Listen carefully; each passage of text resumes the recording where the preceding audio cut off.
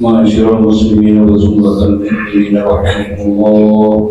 إن يوم الجمعة سيد الأيام وعيد الفقراء وعيد المساكين والخطبتان فيها مقام ركعتين. فإذا سعد الخطيب على المنبر فلا يتكلم أحدكم ومن يتكلم فقد لغوا ومن لغوا فلا جمعة له. أنصتوا واسمعوا وأطيعوا رحمكم الله. أنصتوا واسمعوا وأطيعوا رحمكم الله. أنصتوا واسمعوا وأطيعوا جميعا رحمكم الله. اللهم صل على سيدنا محمد. اللهم صل على سيدنا محمد. اللهم صل وسلم على سيدنا ومولانا محمد أجمعين. اللهم اغفر لنا المسلمين والمسلمات والمؤمنين والمؤمنات وانصرهم على المعاندين. رب اكتب لنا انك في الخير فيا خير الناصرين برحمتك يا ارحم الراحمين. Assalamualaikum warahmatullahi wabarakatuh.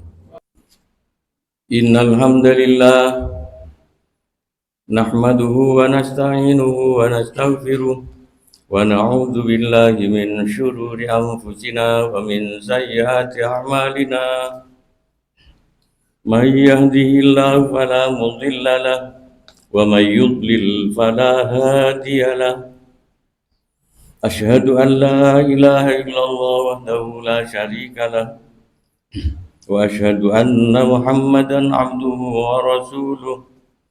Allahumma salli wa sallim ala sayyidina Muhammadin syafi'il ummah wa ala alihi wa ashabihi ahli sidqi wal amanah. Amma ba'du fa ya ibadallah, usikum wa iyaya bitaqwallahi faqad fazal muttaqun. Qala Allah ta'ala fil Qur'anil Karim, a'udzu billahi minasyaitonir rajim. Bismillahirrahmanirrahim. Ya ayyuhallazina amanu taqullaha haqqa tuqatih wa la tamutunna illa wa antum muslimun. Saudara-saudara kaum muslimin rahimakumullah. Setiap khatib Jumat berkewajiban untuk menyerukan tentang takwa kepada para jemaah. Oleh karena itu, melalui mimbar Jumat kali ini, kami ingin sampaikan suran itu kepada saudara sekalian. Terutama suran itu kami tujukan kepada diri kami sendiri. Marilah kita tingkatkan iman dan takwa kita kepada Allah dengan arti mematuhi dan mengerjakan segala perintahnya dengan penuh keikhlasan, serta menjauhi dan meninggalkan segala larangannya dengan penuh kesabaran. Kita yakin bahwa hanya dengan bekal iman dan takwa yang sebenar-benarnya, kita akan merasakan bahagia hidup di dunia dan akhirat, insya Allah. Saudara-saudara kaum muslimin rahimakumullah, melalui mimbar Jumat kali ini, di masjid tempat sujud yang suci ini, izinkanlah saya menyampaikan khutbah Jumat yang sederhana, yang saya beri judul Membudayakan Rasa Malu. Saudara-saudara kaum muslimin rahimakumullah, malu adalah akhlak yang terpuji. Dalam sabda Rasulullah yang pendek, al-haya'u minal iman. Malu adalah sebagian daripada iman. Artinya orang yang tidak punya malu, imannya tidak sempurna. Saudara-saudara kaum muslimin rahimakumullah, apakah malu itu? Malu adalah perasaan tidak enak untuk melakukan suatu perbuatan karena perbuatan itu tidak sesuai dengan aturan, baik aturan agama, hukum pemerintah, hukum adat, maupun yang lainnya. Rasa malu yang seperti inilah yang harus dimiliki, dijaga dan dipelihara agar senantiasa tumbuh subur dalam hati sanubari manusia. Sebab apabila rasa malu tersebut hilang, maka manusia tidak ada bedanya dengan binatang yang biasa mengerjakan segala sesuatu tanpa rasa malu. Sangat benar apa yang diucapkan oleh para nabi yang terangkum dalam sabda Rasulullah sallallahu alaihi wasallam, "Idza lam tastahi fasna' ma syi'ta." Apabila kamu tidak punya rasa malu, silakan kerjakan apa saja yang kamu kehendaki. Hadis riwayat Imam Bukhari. Tetapi ingat bahwa fi'il amr dalam hadis ini bukan perintah, tetapi tahdid, ancaman, bahwa barang siapa yang berbuat seperti itu akan mendapat azab Allah Subhanahu wa taala. Saudara-saudara kaum muslimin rahimakumullah, sesungguhnya malu akan menjadi kendali bagi manusia dari perbuatan-perbuatan yang melanggar aturan, karena apabila tidak, maka berarti manusia telah menjerumuskan kehormatan dirinya ke derajat binatang yang tidak punya rasa malu. Dan memang binatang tidak butuh suatu kehormatan. Saudara-saudara kaum muslimin rahimakumullah, malu ada 3 tingkatan. 1, malu kepada sesama manusia. 2, malu kepada diri sendiri.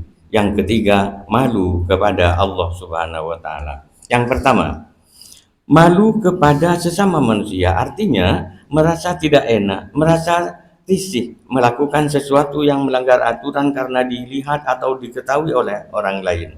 Rasa malu yang seperti ini kurang efektif untuk menjadi pengendali sebab penglihatan dan pengawasan seseorang sangat terbatas. Kalau orang itu pandai menyembunyikan pelanggarannya, maka dari penglihatan manusia, dia bebas mengerjakan apa saja yang dia kehendaki.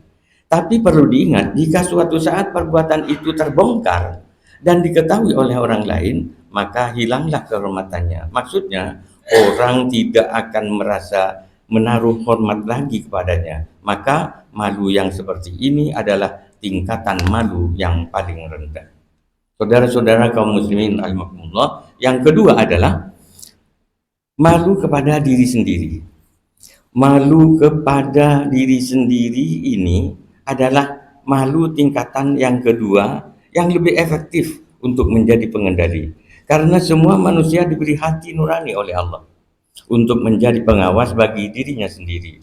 Dalam hal ini Allah berfirman, Bismillahirrahmanirrahim. Balil insanu ala nafsihi basirah walau alqa ma'azirah. Bahkan manusia itu menjadi saksi atas dirinya sendiri meskipun dia mengemukakan alasan-alasannya. Saudara-saudara kaum muslimin rahimakumullah, ketika Rasulullah Shallallahu Alaihi Wasallam ditanya tentang perbedaan perbuatan baik dan jelek, beliau bersabda, mintalah nasihat pada hatimu. Perbuatan baik adalah sesuatu yang membawa ketenangan dalam hati, dan perbuatan yang jelek atau buruk adalah sesuatu yang mendebarkan dada atau hati, dan kamu tidak suka dilihat orang lain. Hadis riwayat Imam Muslim. Hati adalah cermin, sekaligus hati adalah alat pendeteksi apakah perbuatan itu berpahala atau menyebabkan dosa. Disinilah pentingnya selalu mengasah hati nurani agar selalu hidup dan punya rasa malu pada diri sendiri. Saudara-saudara kaum muslimin rahimakumullah, yang ketiga adalah malu kepada Allah Subhanahu wa taala.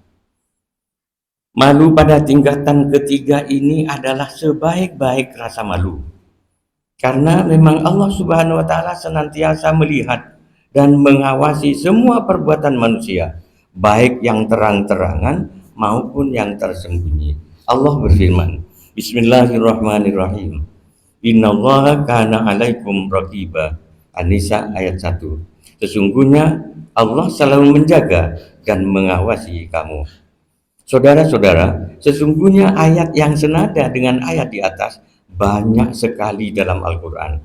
Tetapi kami hanya ingin memperkuatnya dengan satu ayat lagi, firman Allah Subhanahu wa taala dalam surat Al-Hujurat ayat 18, Innallaha ya'lamu ghaibas samawati wal ard wallahu basirum bima ta'malun. Sesungguhnya Allah Maha mengetahui apa yang tersembunyi di langit dan di bumi, dan Allah Maha mengetahui terhadap apa yang kamu kerjakan. Saudara-saudara kaum muslimin rahimakumullah, apabila seseorang selalu merasa dilihat dan diawasi oleh Allah, maka insya Allah Dia merasa malu untuk mengerjakan perbuatan yang melanggar aturan. Inilah sikap muraqabah yang paling tinggi dan inilah iman yang paling afdol.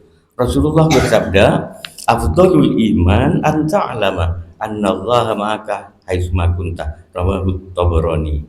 Iman yang paling afdol adalah engkau selalu yakin bahwa Allah selalu bersamamu di mana saja kamu berada. Saudara-saudara kaum muslimin rahimakumullah, Rasulullah Muhammad SAW bersabda, Allah memberikan 4 mutiara kepada manusia.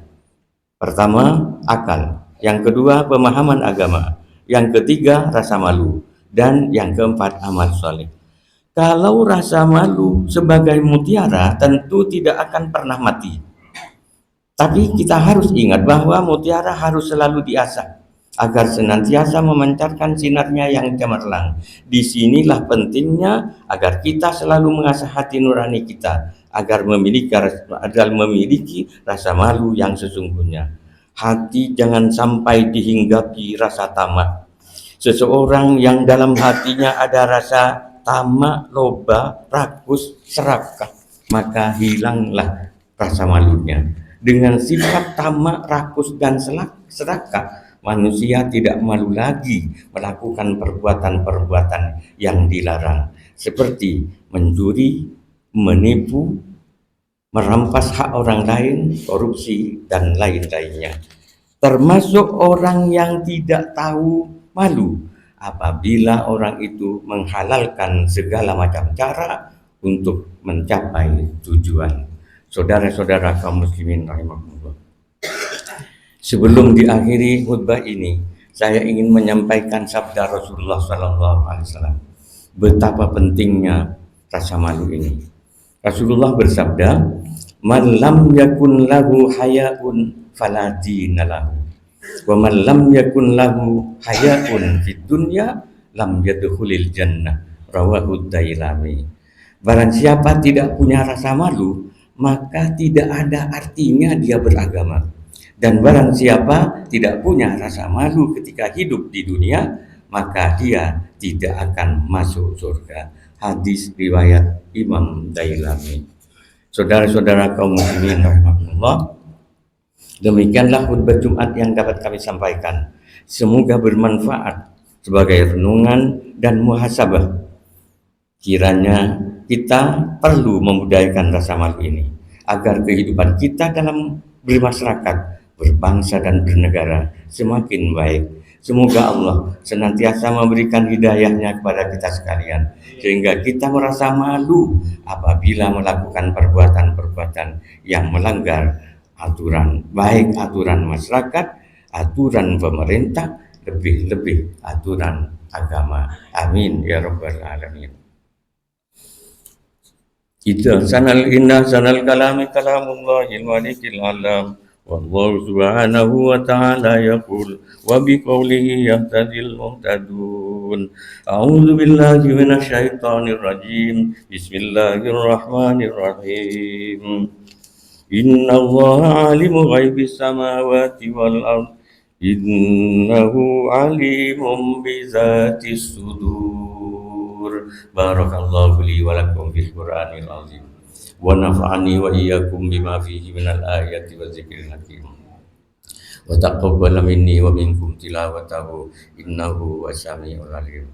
Fastaghfirullahal azim. Innahu huwal ghafur